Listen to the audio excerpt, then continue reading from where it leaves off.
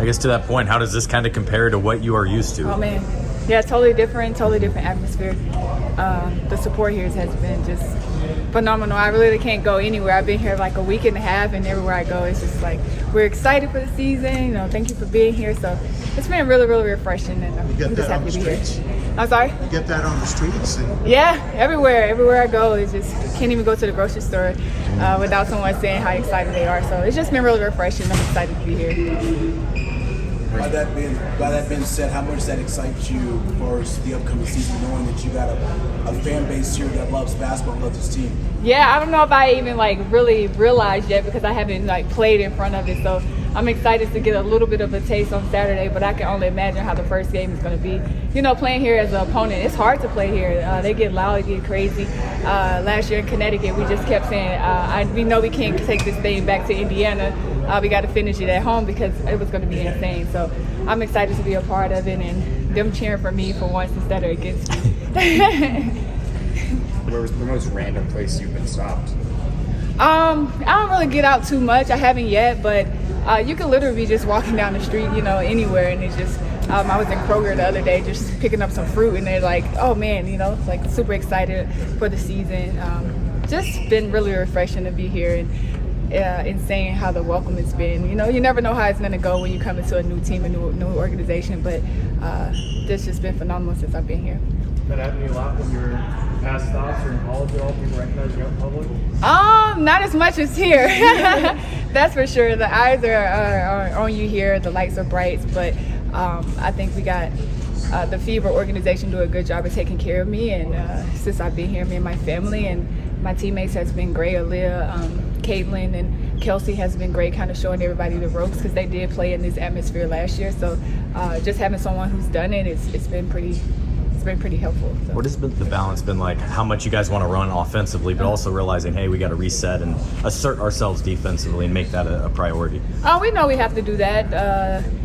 I said we were last year in defense 11th, I think Steph said. So that's kind of been our emphasis. That's what we start practice with is defense, and we kind of just keep it there. So everybody's been putting an effort towards it. You know, you can't win without playing defense. Yeah, we have all the firepower on offense, but I think it's been a focal point, and yeah, we're serious about it.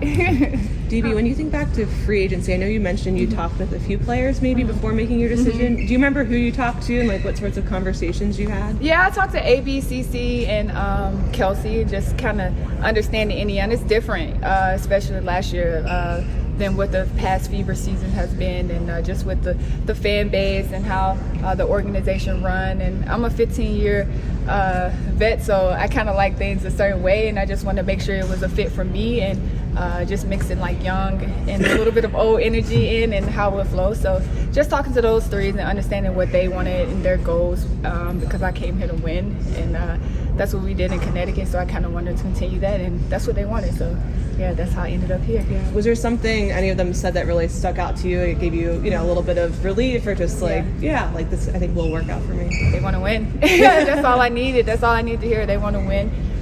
They wanted to be led. They didn't have any experience last year in playoffs. It's totally different. So just taking the mindset on from the beginning, I feel like that's been our mindset in training camp, and they've just been really receptive of me being the leader, but also I've been following them a little bit too, because like I said, no one understands playing in this type of environment but the people who've done it, and just listen to them, it's been really refreshing.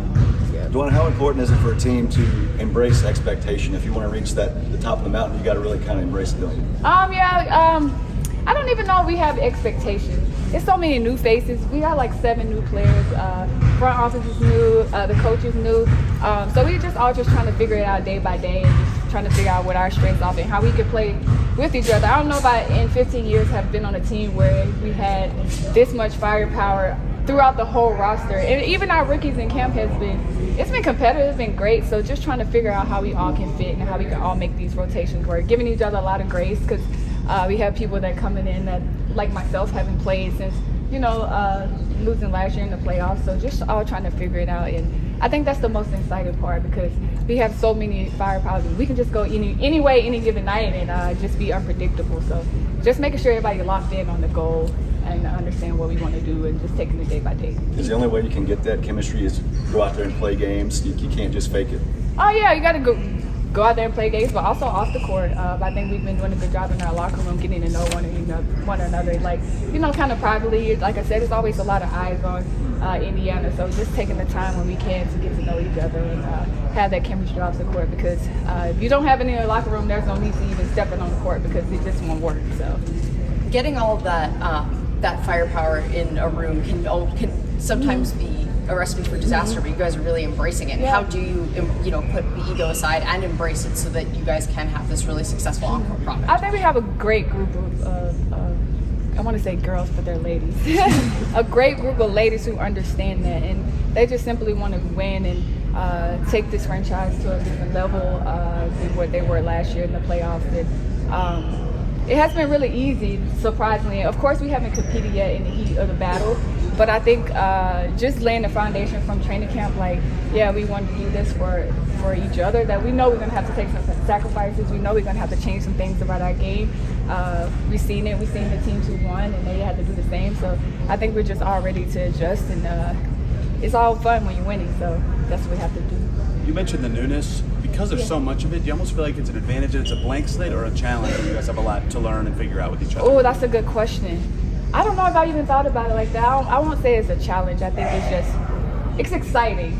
Yeah, it's exciting because, like I said, there's just so many rotations and combinations you can play with, and you can play this person at point. You can play, like Sophie can play 1 through 4. You got CC now can play off the ball.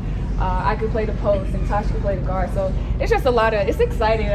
I'm glad I don't have to do it. I leave it to Steph, and I just, the players just give her grace because this is new for her too. So we all just giving each other grace and trying to figure it out. But at the same time, we know we have a goal. We want to win and a mindset, and we come in here every day. We work for it. A couple more. How do you think about the idea of teams usually needing to go through battle scars and often coming up short of a championship before finally getting over the hump? And how do you square that idea with knowing that you have a lot of vets and players on 1-year contracts and want to win right now? Well, they got kicked out of playoffs pretty early, so I feel like that's a challenge within itself for those three. I came up short in the semifinals.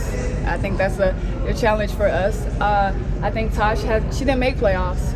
So I think everybody have their own different challenges and at different points of their career, and just trying to bring it together. What's the point of putting this roster together if you're not going to compete for a championship no matter what adversity you faced before? It's kind of like a new clean slate, and you got to have a chip on your shoulder from the beginning. What have you learned about Stephanie as a coach? This is my second year, so I had Stephanie in Connecticut, and so it's kind of be an easy transition. But yeah, she's tough.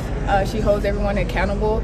I think she's doing a great job with this group and just putting us in great positions to be successful and getting everybody to buy in. So that was the first part. But yeah, Steph is tough. But she also is a player coach, and she understands when you have to give someone grace or you have to give someone a pat on the back instead of yelling at them. So it's just been good. I feel like this group has been refreshing. I always walk around and I ask Kelsey and I ask CC how you feel. I want it to feel different for them. I want them to enjoy the process. I don't want to feel like someone's coming in and taking over or anything like that. So I always try to check on them and take care of them. There's been a lot of talk this week about the on-the-court wisdom and veteran experience you're bringing. Is there any off-the-court stuff that you're also sharing with the younger players? Yeah, for sure. We have our own little group chat, and I just try to throw little nuggets in there and just trying to change it. If we would say we're going to be one of these top organizations, we have to be about it. So I kind of hold them accountable on little things that needs to be done, that needs to be tightened up, and they have been very responsive to it. And and if they don't do it, I get them. No, I'm just kidding. Yeah, that's been pretty cool. Thanks, Stevie.